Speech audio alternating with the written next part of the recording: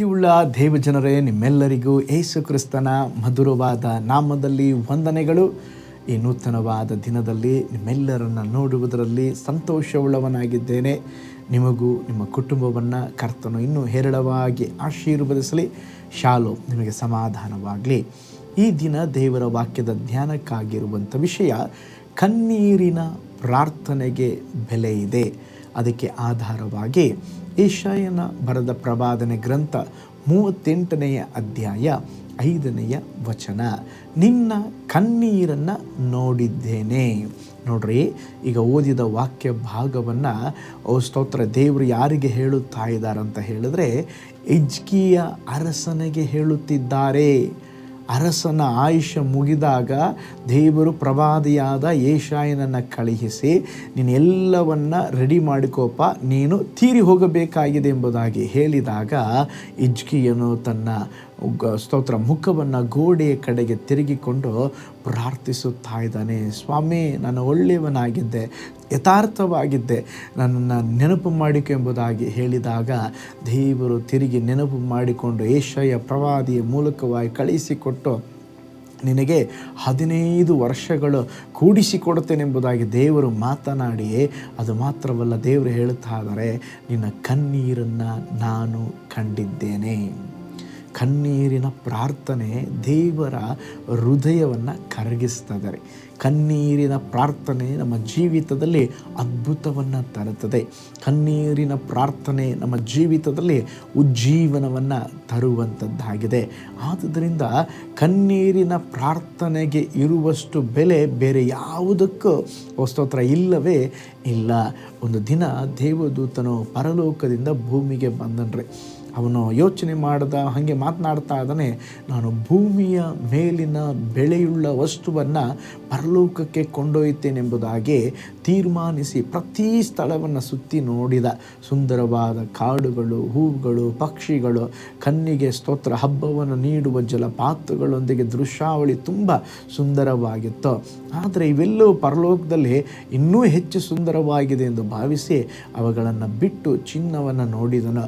ಅದು ಜನರು ಹೆಚ್ಚು ಗೌರವಿಸ್ತಾರೆ, ಆದರೆ ಪರಲೋಕದಲ್ಲಿ ಸ್ತೋತ್ರ ಮಣ್ಣೆಲ್ಲ ಚಿನ್ನ ತಾನೇ ಆಗಿರುತ್ತೆ ಎಂಬುದಾಗಿ ಹಾಗೇ ಹೋಗುತ್ತಿರುವಾಗ ಒಂದು ಮನೆಯಲ್ಲಿ ಕಣ್ಣೀರಿನ ಪ್ರಾರ್ಥನೆಯನ್ನು ಮಾಡುತ್ತಾ ಇದ್ದರು. ಏಸಪ್ಪ, ಪಾಪದಲ್ಲಿರುವ ಜನರನ್ನು ರಕ್ಷಿಸ್ರೇ ಎಂಬುದಾಗಿ ಕಣ್ಣೀರು ಬಿಟ್ಟು ಕಣ್ಣೀರಿನಿಂದ ಪ್ರಾರ್ಥಿಸುವಾಗ ಅವರ ಕಣ್ಗಳಿಂದ ನೀರು ಹರಿಯುವುದನ್ನು ದೂತನು ಕಂಡಾಗ, ಭೂಮಿಯಲ್ಲಿ ಇದಕ್ಕಿಂತ ಹೆಚ್ಚು ಬೆಳೆ ಬಾಳುವಂಥದ್ದು ಯಾವುದೂ ಇಲ್ಲ ಎಂಬುದಾಗಿ ತನ್ನ ಕೈಗಳಲ್ಲಿ ಆ ಕಣ್ಣೀರಿನ ಹನೆಯನ್ನು ತೆಗೆದುಕೊಂಡು ಸ್ತೋತ್ರ ದೇವರ ಬಳಿಗೆ ಹೋದನಂತೆ.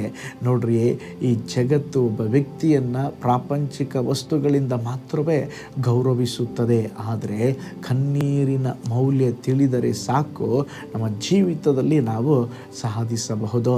ನೆಹೆಮೀಯನು ತನ್ನ ಕಣ್ಣೀರಿನ ಪ್ರಾರ್ಥನೆಯ ಮೂಲಕ ಒಂದು ದೊಡ್ಡ ಸಾಧನೆಯನ್ನು ಮಾಡಿದನು. ಅವನ ದುಃಖದ ವೇದನೆ ರಾಜನೇ ಅವನನ್ನು ವಿಚಾರಿಸುವಂತೆ ಮಾಡಿತು. ನೆಹೆಮೀಯನಿಗೆ ರಾಜನ ಕೇಳ್ತಾ ಇದ್ದಾನೆ, ಏನಾಯ್ತಪ್ಪ, ಬಹಳ ದುಃಖವಾಗಿದೆಯಾ, ಯಾಕೆ ಕಣ್ಣೀರಿನಲ್ಲಿದ್ದೀಯಾ?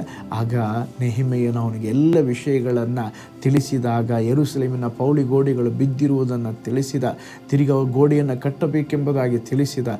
ಆದರೆ ಆ ರಾಜನ ಅದನ್ನು ಕೇಳಿದಾಗ ಅದಕ್ಕೆ ಬೇಕಾದಂಥ ಎಲ್ಲವನ್ನು ಒದಗಿಸಿಕೊಟ್ಟ. ಅದು ಮಾತ್ರವಲ್ಲ, ಸ್ತೋತ್ರ ಅವರ ಮೇಲೆ ಒಂದು ದೇವರ ದಯೆ ಕೃಪೆ ಉಂಟಾಯಿತಂತೆ. ಅದಕ್ಕೆ ನೆಹೆಮೀಯನು ಹಾಳು ಬಿದ್ದಿರುವ ಪೌಳಿ ಗೋಡೆಯನ್ನು 52 ದಿನಗಳಲ್ಲಿ ಕಟ್ಟಿ ಮುಗಿಸಿದ. ಅದು ನೆಹೆಮೀಯನ ಕಣ್ಣೀರಿನ ಪ್ರಾರ್ಥನೆಗೆ ಸಿಕ್ಕಂಥ ಒಂದು ಸ್ತೋತ್ರ ಜಯವಾಗಿತ್ತು. ಪ್ರೀತಿಯುಳ್ಳ ದೇವಜನರೇ, ಇವತ್ತು ನೀವು ಗಂಡನ ವಿಷಯ ಕುರಿತು ಚಿಂತಾಭ್ರಾಂತರಾಗಿರಬಹುದು, ಮಕ್ಕಳ ಕುರಿತು ಚಿಂತಾಭ್ರಾಂತರಾಗಿರಬಹುದು. ಕಣ್ಣೀರಿನಿಂದ ಪ್ರಾರ್ಥನೆ ಮಾಡ್ರೆ, ಕಣ್ಣೀರಿನಿಂದ ದೇವರನ್ನ ಹುಡುಕರೆ, ನಿಶ್ಚಯವಾಗಿ ದೇವರು ನಿಮ್ಮ ಸಂಗತಿಗಳನ್ನು ಬದಲಾಯಿಸ್ತಾರೆ. ಒಂದು ನಿಮಿಷ ಕಣ್ಗಳನ್ನು ಮುಚ್ಚಿ ಸ್ತೋತ್ರ, ಕಣ್ಣೀರಿನ ಪ್ರಾರ್ಥನೆಗೆ ಬೆಲೆ ಇದೆ. ದೇವ ಸಮ್ಮುಖದಲ್ಲಿ ನಾವು ಸುರಿಸುವಂಥ ಕಣ್ಣೀರಿಗೆ ಬೆಲೆ ಇದೆ. Hallelujah, hallelujah, hallelujah. Hallelujah, hallelujah. ಪರಲೋಕದಲ್ಲಿ ವಾಸ ಮಾಡುವಂಥ ನಮ್ಮ ತಂದೆಯಾದ ದೇವರೇ, ವಿಶೇಷವಾಗಿ ಅಪ್ಪ ದೇವರೇ ಸ್ತೋತ್ರಪ್ಪ. ಕರ್ತನೇ ಅಪ್ಪ, ನೀವು ಕಣ್ಣೀರನ್ನು ಕಾಣುವ ದೇವರು, ನಮ್ಮ ಕಣ್ಣೀರನ್ನು ನೋಡುವಂಥ ದೇವರು. ಅದು ಮಾತ್ರವಲ್ಲಪ್ಪ, ನೀವು ಬಿಡುಗಡೆ ಕೊಡುವಂಥ ದೇವರಪ್ಪ. ಆ ಕಣ್ಣೀರಿಗಿರುವ ಬೆಲೆಗಾಗಿ ಸ್ತೋತ್ರ ದೇವರೇ. ಈ ವಿಡಿಯೋ ವಾಚ್ ಮಾಡ್ತಾ ಇರುವ ಪ್ರತಿಯೊಬ್ಬರಿಗಾಗಿ ನಾನು ಪ್ರೇಯರ್ ಮಾಡ್ತೇನೆ. ಅವರ ಜೀವಿತದಲ್ಲಿ ಯಾವುದಾದ್ರೂ ನೋವುಗಳು, ಕಷ್ಟಗಳು ಇರುವುದಾದರೆ ಅಪ್ಪ, ನೀವು ಅವರ ಕಣ್ಣೀರನ್ನು ಕಂಡು ಒಂದು ದೊಡ್ಡ ಬಿಡುಗಡೆಯನ್ನು ಕೊಡ್ರಿ. ಅದ್ಭುತ ನಡೆಯಲಿ ಯೇಸುವಿನ ಹೆಸರಿನಲ್ಲಿ ತಂದೆಯೇ, ಆಮೇನ್, ಆಮೇನ್. ಹಾಗಾದರೆ ಪ್ರೀತಿಯುಳ್ಳ ದೇವಜನರೇ, ಕಣ್ಣೀರಿನ ಪ್ರಾರ್ಥನೆಗೆ ದೊಡ್ಡ ಬೆಲೆ ಇದೆ. ಹಲ್ಲೆಲೂಯಾ. ಆದ್ದರಿಂದ ಕಣ್ಣೀರಿನಿಂದ ದೇವರನ್ನು ಹುಡುಕೋಣ. ಕರ್ತನು ತಾನೇ ನಿಮ್ಮನ್ನು, ನಿಮ್ಮ ಕುಟುಂಬವನ್ನು ಬ್ಲೆಸ್ ಮಾಡಲಿ. God bless you.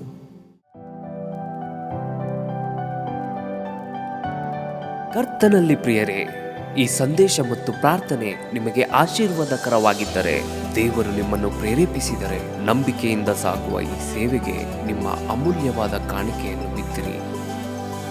ಪ್ರೀತಿಯ ದೇವಜನರೇ, ವಾಯ್ಸ್ ಆಫ್ ಹೋಪ್ ಮಿನಿಸ್ಟ್ರಿಯ ವತಿಯಿಂದ ಕೋರಮಂಗಲದಲ್ಲಿ ಪ್ರತಿ ಭಾನುವಾರ ಬೆಳಿಗ್ಗೆ 9:30ಕ್ಕೆ ಕನ್ನಡ ಆರಾಧನೆ ನಡೆಯುತ್ತಿದೆ.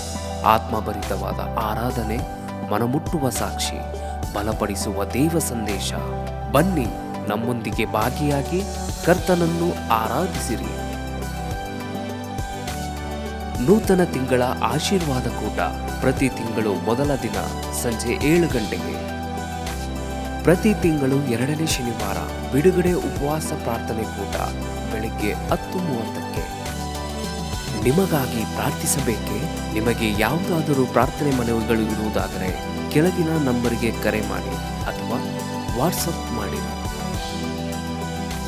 ಈ ಆತ್ಮಿಕ ಸಂದೇಶಗಳು ನಿಮಗೆ ಆಶೀರ್ವಾದಕರವಾಗಿದ್ದರೆ ಲೈಕ್ ಮಾಡಿರಿ. ಇಂಥ ಅದ್ಭುತ ಸಂದೇಶ ಪ್ರತಿದಿನ ನೋಡಲು ಬಯಸುವುದಾದರೆ ಸಬ್ಸ್ಕ್ರೈಬ್ ಮಾಡಿ ಹಾಗೂ ಇತರರೊಂದಿಗೆ ಶೇರ್ ಮಾಡಿರಿ. ಕರ್ತನು ನಿಮ್ಮನ್ನು, ನಿಮ್ಮ ಕುಟುಂಬವನ್ನು ಆಶೀರ್ವದಿಸಲಿ.